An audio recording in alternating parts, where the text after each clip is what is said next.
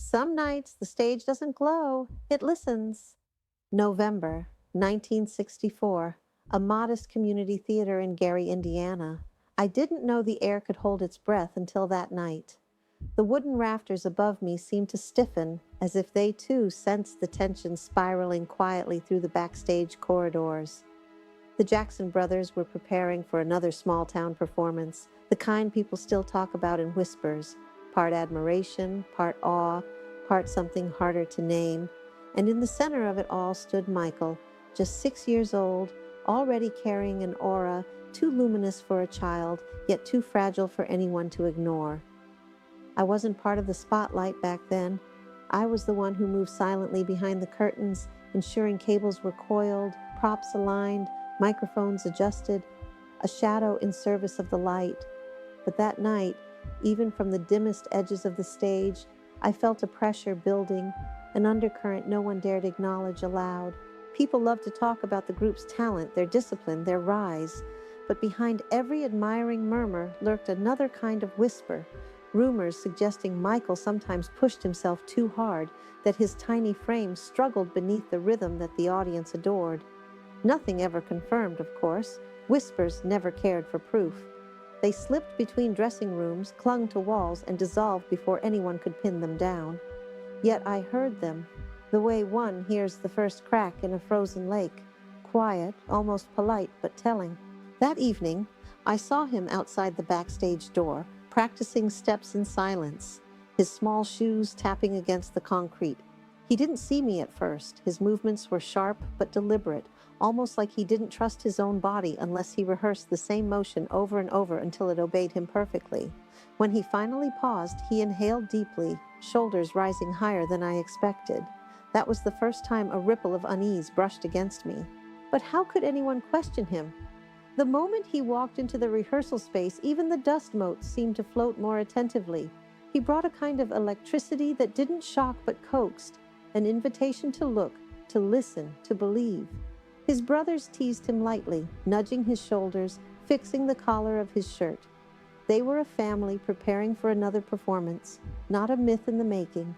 And yet there was something else too, a carefulness in the way they watched him, subtle but unmistakable, as though they were aware of a delicate balance Michael carried inside him. I kept busy with cables just to have something to grip. It was absurd, really, my hands shaking before a show I wasn't even performing in. But the uneasiness grew, threaded into the air like a thin wire, humming under every sound. When the house lights dimmed for rehearsal, I stole one last glance at Michael. His face was a combination of focus and wonder, the kind children often forget to keep as they grow older. But behind that wonder, there was something else, something quieter, tucked beneath the smile. A kind of fatigue not loud enough to be obvious, yet present nonetheless, lingering like a faint shadow near the edge of a flame. Rehearsal began, and the small stage came alive. The brothers moved in practiced harmony, but it was Michael who drew the eye without even trying. His voice, high and crystalline, slipped into the empty chairs and filled the room like warm light. His steps hit their marks with the precision of someone far older, far more seasoned. Every motion felt intentional, every note carried the weight of a promise he never asked to make, but delivered anyway.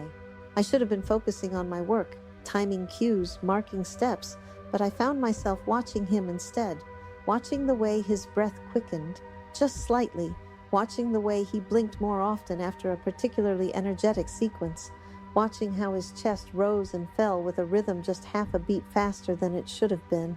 It wasn't dramatic, it wasn't alarming, it was subtle, the kind of detail only someone standing half swallowed by shadows could notice, the kind of detail people dismiss until it becomes impossible to ignore.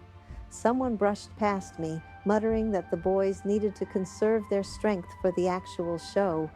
Another whispered, barely audible, that Michael might be pushing himself too hard again. Again, a word too thin to cling to, yet heavy enough to lodge itself into the back of my mind. I wasn't sure if it was truth or gossip, concern or exaggeration, but whispers didn't need roots to grow, they only needed ears. A creak in the floorboards drew my attention. Michael had stepped back from the group, rubbing his arms lightly, almost absently, as though trying to warm himself despite the heated bulbs overhead. His eyes flicked toward the curtains, not at me specifically, but toward the darkness beyond them. And for a heartbeat, I saw something like hesitation. It vanished as quickly as it appeared. He straightened, nodded to his brothers, and the rehearsal continued. But the tension didn't leave the air. If anything, it tightened its grip. Later, as the final notes faded, Michael stood center stage, staring out into the dim auditorium.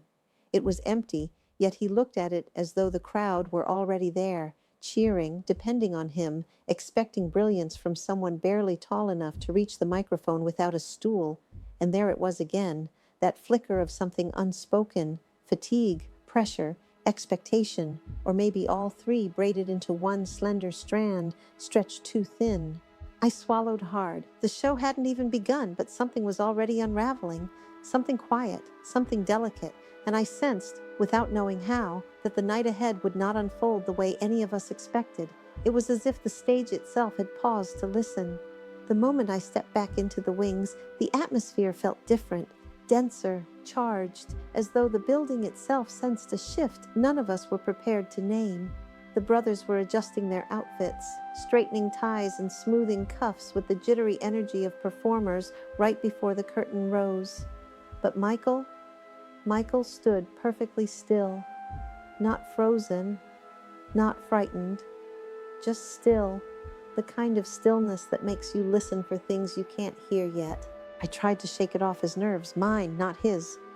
But the whispers from earlier slipped back into my thoughts, unwelcome but persistent. Rumors, half-formed concerns, tiny fragments of conversations spoken too softly for truth, but too urgently for lies. The kind that settle into your spine and wait. A sharp tap of a drumstick snapped the tension for everyone except me. Their father was checking timing, ensuring each entrance was nailed down with military precision. The brothers responded instantly, instinctively, but Michael seemed a beat late, just a breath, barely noticeable. Barely. He blinked hard, as though the stage lights seeping through the curtain were already too bright. I felt my pulse shift. The show manager brushed past me, muttering something about crowd size, ticket sales, the usual pre-show chaos. But as he walked by, he added under his breath, barely audible, but enough to cut through the rising hum, "Make sure the little one doesn't overdo it again." Again. There it was, that word, bruised at the edges, heavy from too much unspoken weight. I turned toward Michael. He was adjusting his microphone, tiny fingers steady, but pale beneath the warm backstage lights. His brothers were laughing at some joke, nudging each other with the easy familiarity of siblings who had rehearsed together so often their movements were mirrored habits. But Michael wasn't laughing. He was breathing, quiet, controlled, almost rehearsed in itself. I stepped closer. "You good, Michael?" My voice came out lighter than I felt. He looked up at me with a small smile, the kind children give when they've learned it's easier to reassure others than to burden them. "Yeah, just thinking." Thinking. At 6 years old, he was thinking before a show, not buzzing with excitement or bouncing with anticipation. No, he was calculating something behind those dark eyes, measuring himself against the expectations waiting beyond the curtain. I wanted to say more, but the call came. "Places! Curtain in 30!" The words ricocheted through the hallway, rattling against metal stands and wooden doors. The brothers snapped into formation, adjusting their posture, breathing in unison. And as they lined up, something subtle happened, something a casual observer would have missed. Michael swayed, just slightly, a shift in balance no bigger than a breath. But I saw it. My stomach drew tight. He righted himself instantly, stepping forward before anyone else noticed. Yet the image clung to me like a stubborn shadow, his small body keeping pace with the rhythm demanded of him, even when it cost more strength than he should have had to give. The house lights dimmed beyond the curtains, signaling the beginning. A rolling murmur of excitement washed in, hundreds of voices stirring the darkness as the crowd settled. The band set began tuning, each note slicing through the backstage humidity. And the pressure, the invisible kind, the kind you can't name but feel, pressed closer. The stage manager lifted the curtain edge to peek through. "Full crowd," he muttered. "They're expecting a show." Expecting, demanding, waiting. I could almost feel the weight of those eyes, even from back here. Michael took one small step forward, toe touching the starting mark taped to the floor. Another breath, shoulders squared. The transformation began, not sudden, but practiced. A tiny spark flared behind his eyes, the spark everyone celebrated, the spark that made people forget his age. But the spark didn't erase the fatigue I saw beneath it. The music cue vibrated through the speakers. The brothers tensed, ready. Michael didn't move. Not for a second. A brief second that stretched far longer in my mind. He closed his eyes, tightly enough that the skin between his brows pinched. Then, as though forcing something invisible into place, he opened them again and stepped forward. The curtain began to rise. A hush swept across the audience like a tide pulled by the moon. The lights hit their faces, the world tilted, and just as the opening note cracked through the theater, Michael inhaled sharply, too sharply, a breath that sounded less like preparation and more like someone catching themselves before they fall. My heart lurched. Something was wrong. I felt it, not with logic, not with reason, but with the unmistakable instinct of someone standing close enough to sense a crack forming beneath polished surface. He smiled anyway, a perfect, stage-ready smile. The show began, and I swear, the room itself held its breath with me. The spotlight struck them like a blade of white fire, slicing through the darkness and locking each brother into place. The audience erupted instantly. Cheers, whistles, applause that seemed to vibrate the wooden floorboards beneath my feet. But all the noise only deepened the quiet panic blooming slowly, steadily, inside my chest. From my position in the wings, I could see everything the crowd couldn't. Michael's first steps looked perfect, sharp, rhythmic, effortless. The kind of precision that made people forget he was just a child. Their harmonies floated into the air, clean and bright, each line interlocking with the next like gears turning inside a finely crafted machine. But something about that machine felt off. A beat too tight, a movement too rigid, a breath too short. Michael's shoulders rose a fraction higher than normal with each inhale, a subtle tremor working along the line of his spine. He masked it beautifully. Anyone else would have sworn he was in complete control, but I knew better. I'd seen the rehearsal. I'd seen the hesitation. And now, in the glare of the spotlight, the tension inside him was no longer a whisper. It was a pulse. The crowd didn't see it. They only saw brilliance, a tiny figure shining brighter than the bulbs overhead. They clapped to the rhythm, swayed, called his name. But in that moment, watching him push through the opening verse, I felt something dark coil around my gut. He was forcing it. The brothers moved in perfect unison, but Michael lagged by the smallest possible margin, not enough to disrupt the show, just enough to feel wrong to anyone paying attention. His steps were measured, too measured, as though he was concentrating on staying upright rather than dancing. For the first time since I'd known him, Michael looked fragile under the spotlight, and the spotlight did not forgive fragility. I leaned forward, my fingers gripping the curtain so tightly, the rough fabric dug crescent shapes into my skin. Every instinct in my body screamed that something was slipping, quietly, invisibly, beneath the surface of this performance. Halfway through the second chorus, he spun, landed the turn perfectly, but then steadied himself with a hand that trembled before curling back into the routine. My breath caught. None of the brothers noticed. They were too deep in the performance, too consumed by the sequence they'd rehearsed 100 times. The audience didn't notice. Why would they? A star was shining right before them, and people rarely question a star's stability. But I saw it. I saw the flicker. The moment the light inside him dimmed, not gone, just weakened, like a candle struggling against a hidden draft. Then came the moment that made the hairs on my arms stand up. Michael missed a cue, not by much, barely a fraction of a second, a pause short enough to vanish inside the tempo.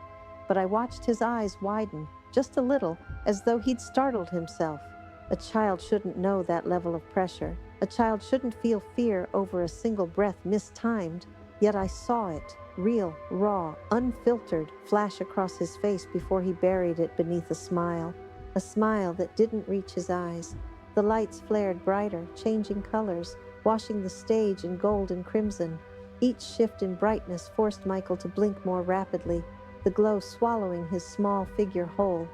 His movements sharpened again, but there was an edge of desperation now, a silent plea threaded through each step, as if he were trying to outrun something closing in around him. I moved closer to the stage entrance, unable to stop myself. My heartbeat synced with the drums, each thud vibrating beneath my ribs. The floor felt unsteady, as though responding to a rhythm neither the audience nor the performers knew existed. Just then, Michael drew in one deep inhale, too deep, his chest expanding as though he were preparing to dive underwater. His hand twitched near his side, fingers curling tight, knuckles paling. He was pushing harder than he should, harder than he needed to, harder than anyone so young should ever have to. And suddenly a terrible thought flashed across my mind. He's not going to make it through the song. I didn't know why I felt it so strongly. There was no logic, no evidence, only instinct. A cold, sharp instinct that sliced straight through the music. My feet moved before I could think. I wasn't on stage, but I was too close now, too aware, too terrified of what my eyes were refusing to ignore. The band crescendoed, the lights hit their brightest point, and the crowd rose in excitement. And Michael swayed again, only this time the sway was not subtle, not masked, not something that could be brushed aside. This time his small body listed to one side, caught itself, then wavered as though the ground beneath him had tilted. A surge of adrenaline shot through me. No one else noticed yet, not the audience, not his brothers, not even the conductor leading the band. But I saw it as clearly as if the world had slowed down just for me. Michael was slipping, not falling, not collapsing, not yet, but slipping into a space between performance and danger, between brilliance and something far darker. And as the final chorus began, as his voice rose but his body trembled, I realized something chilling. The show hadn't reached its climax. Michael had. And whatever came next, I knew with absolute certainty would change everything. The moment the song swelled toward its peak, something inside the theater shifted, an almost imperceptible tilt in the air, like the entire room was leaning forward, waiting for something it did not yet understand. The crowd roared, voices layering over one another in a feverish rising wave. But beneath that noise, beneath the music, beneath the bright feverish lights, I heard something else entirely. A silence, a silent warning. Michael stepped toward center stage, his silhouette outlined in the blinding white beam. His brothers flanked him, polished and confident, unaware of the invisible thread slowly fraying beneath their youngest member's feet. At first, everything looked intentional, another dazzling buildup, another moment designed to pull the crowd even deeper into the performance. But I saw it, the tremor, small, sharp, running like a glitch through his arm. He forced a smile, bright, practiced, hollow. The front row screamed his name. I barely noticed them. My eyes were locked on Michael's breathing. It wasn't the rhythmic inhale-exhale of a performer navigating a demanding routine. It was uneven, strained, almost staggered, like his lungs were trying to race ahead of a body already falling behind. His chest rose again, too high. His shoulders tightened, too much. His eyes blinked, too slow. Something was wrong, terribly wrong. The band shifted into the final chord progression, louder, faster, the drums pounding like a countdown. Michael's brothers spun outward in perfect timing, creating an opening for him to deliver the final high note, the moment he always stole the spotlight clean from the world. But as he stepped forward, I felt my heart stop. He hesitated, just a fraction of a second, but enough to fracture the illusion. His foot slid slightly on the polished stage, not in choreography, but in miscalculation. His hand shot out as if reaching for balance, fingertips brushing the air instead of catching it. His knees bent, not in dance, but in collapse prevention. The spotlight caught the brief falter. I saw a flicker of confusion cross the faces of those in the front row, but no one reacted. No one understood what was happening, only me. The brothers turned back in formation, expecting Michael to strike the final pose with them. Their smiles were bright, their energy high. But Michael's gaze unfocused, his head tilted just a little off center, his lips parted, not to sing, but in something closer to a gasp. A cold rush spread through me so fast it stole my breath. He forced one more step, then another, but the third broke him. His body dipped forward, shoulders curling as though something inside him had suddenly given way. His small hand tightened around the microphone until the metal squeaked. His knees buckled for a second time, this one deeper, uncontrolled. I moved. I didn't think. I didn't breathe. My legs reacted before my mind could catch up, but the distance between the wings and center stage stretched impossibly long, as though the theater itself was conspiring to hold me back. My footsteps felt swallowed by the roar of the music, the cheers of the audience, the echoing pulse of a moment about to shatter. Michael tried. God, he tried. He lifted his head, forcing himself upright with a strength that didn't belong to a 6-year-old. His jaw clenched. His eyes glimmered under the lights, not with confidence, but with sheer, desperate will. He opened his mouth. The final note began to form, but it never came out. Instead, he swayed, hard. The microphone slipped from his hand, hitting the stage with a metallic thud that sliced through the music like a crack in glass. His brothers turned, confusion igniting in their eyes. The band faltered. The crowd gasped, confused, unsure if this was part of the show. But I knew. Michael's small body finally gave out. The moment he'd been fighting, suppressing, outrunning, finally caught him. He crumpled, slow motion and brutally fast all at once, folding toward the floor like a puppet whose strings had snapped. The spotlight followed him down, and as he fell, the entire theater plunged into a stunned, suffocating silence. A silence so total, so absolute, it felt like the air itself had stopped breathing. I reached the edge of the stage just as his body hit the floor, and in that frozen, terrible moment, before anyone screamed, before the band stopped, before his brothers reached him, before the world understood what it had seen, one thought stabbed through me so sharply it felt like truth. This wasn't just a fall. This was the moment everything would change. For a heartbeat, one long, merciless heartbeat, the world forgot how to move. Every sound in the theater dissolved until nothing remained but the echo of the microphone rolling across the floor, a lonely metallic rattle that felt too loud, too final. I stared at Michael's small frame, curled on the stage under the ruthless white of the spotlight.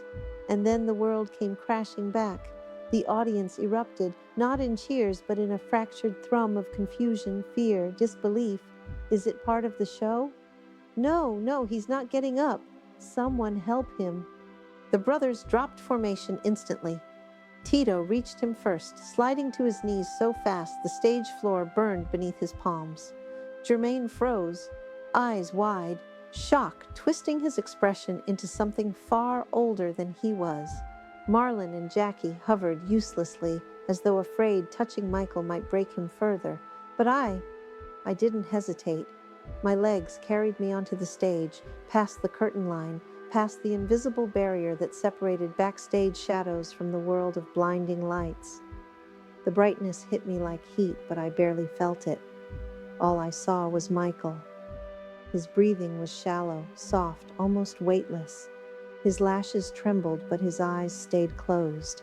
His tiny fingers twitched once, then stilled. A child's collapse should never look this quiet. It should not look practiced. It should not look familiar. But there was a strange, haunting calm in the way his small body lay, like he had been silently fighting this moment for far longer than any of us knew. I reached him just as Katherine emerged from stage left. She moved quickly, but not frantically, purpose guiding every step. Her face was pale, yet her eyes held a steadiness that cut through the chaos spiraling around us. The crowd noise dimmed as she approached, as though the theater itself bowed to the gravity of her presence. Even the brothers stepped back, instinctively making space. Katherine knelt beside Michael, her hands trembling only once, before settling over his shoulders with the impossibly gentle certainty of a mother trying to gather her child back into the world. "Michael, sweetheart." Her voice was soft, too soft, a voice made to soothe nightmares, not moments like this. He didn't stir. Fear clawed its way up my throat. Katherine leaned closer, brushing a thumb across his cheek with heartbreaking tenderness. The audience watched in suffocating silence, hundreds of faces frozen in collective dread. Then she whispered something only he could hear. A mother's words, quiet enough to be taken by the lights, the air, the universe itself. "I'm right here. Breathe, baby." And for a moment, nothing. Absolute stillness, a pause that felt eternal, a silence sharp enough to wound. Then, a faint rise of his chest, barely there, but enough. A breath, a small, fragile, stubborn breath that seemed to pull the entire room back from the edge of collapse. The kind of breath that didn't just return life, it reclaimed it. Katherine exhaled shakily. The tension in her shoulders dissolved just a fraction. Michael's fingers twitched again, this time more purposefully, as though reaching for something familiar. I felt my own breath return in a rush, like I'd been underwater since the moment he fell, but the relief was tangled, twisted with guilt, fear, and something darker still. Because as I knelt beside him, as the world around us surged with frantic movement, stagehands rushing in, the band stopping cold, his brothers hovering like frightened shadows, I realized something I had not allowed myself to admit. This wasn't just a child collapsing under stage lights. This was a warning, a fracture in a foundation built too quickly, a moment that would linger far beyond this night. And worst of all, I played a part in it. My earlier suggestions, my overconfidence, my willingness to push the schedule because his talent seemed unstoppable. I had added weight to the very pressure that had now crushed him. The guilt settled in my chest like a stone. As they lifted Michael carefully, Katherine's hand never leaving him, I stepped back into the shadows where I belonged. The applause had long died. The theater pulsed with fear instead of excitement. I watched as they carried him off stage, his small body limp but breathing, his mother whispering steadying words into his ear. The brothers followed, silent and shaken, their youthful confidence collapsed alongside him. And me, I remained still, trapped on the same spot where his microphone had fallen minutes before. The show was over, in more ways than one, because now there was a crack in the legend before the legend had even begun, and I knew this night would follow us, follow me. A shadow stitched into memory, impossible to outrun. As the curtain finally fell, heavy and slow, I realized the truth that chilled me to the bone. The spotlight might rise again, but none of us, not Michael, not his family, not even I, would ever be the same after tonight.